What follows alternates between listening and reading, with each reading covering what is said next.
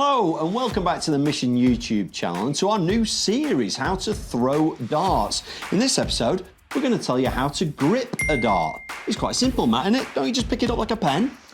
One of the biggest myths in darts, and I want to debunk that very, very quickly.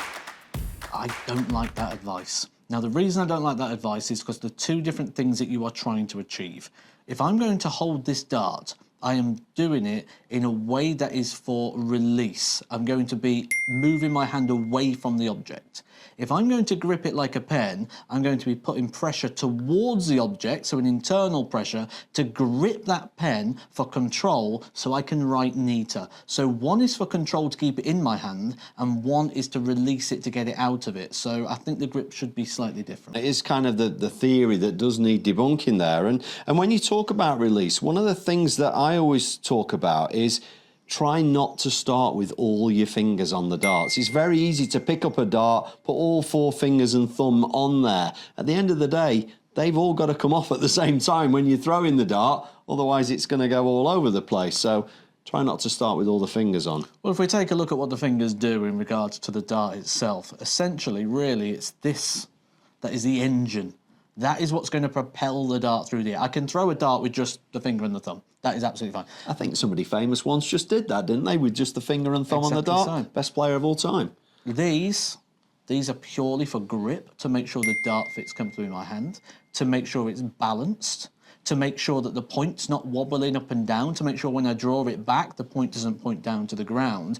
When people say there's a lot of personal preference in darts, there is. There are things that people do individually, but there are things that everybody does, and that is exactly that. So these 3 fingers are purely there for that grip and that stability. And that's why really we can't say to people, everybody grip it like this. This is the correct way to grip. If you've played golf, you might have been told this is how you hold a golf club. It's not that simple with a dart. It's easier for us to say things not to do than to give you the exact perfect grip that we all copied. Phil Taylor famously held it just with 1 finger and thumb right in the middle of quite a fat barrel dart there. Now, were he to be doing finger and thumb right at the back, I'm sure he would have got a very different result, and then he may have needed those front fingers to add the balance that you're saying there.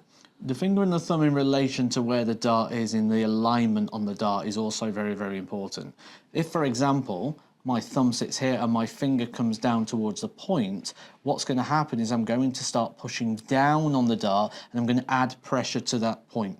So that's where people traditionally, if they've got this grip, will put their fingers under the dart to keep the point high. Because if that point starts deviating down to the floor, it's going to engage the shoulder. So we've got to be careful that our grip keeps the point either parallel or upright, so it can go on that arc trajectory. I'm one of the players that likes to have my finger on top of the point. And you're right there, lots of players will play with their finger underneath the point. So again, is there a right and wrong there? Am I doing it wrong? Are they doing it wrong? Or is it personal preference, that one? There isn't a right and a wrong depending on the alignment of the finger and the thumb. So if the finger comes past, we're going to go under the dart. If it comes behind, we'll be able to hold on top. So it will differ in relation to the point and the dart that it sits in the hand. So lots and lots of little tips and advice there. Remember, with these sort of videos, if the cat fits, wear it. Doesn't suit everybody, look at your throw, try and take the points that we spoke about here and see if any of those can be relatable to your individual game. And make sure you've liked and you're subscribed to catch us for the rest of this series that's going to help you learn how to throw your darts Better.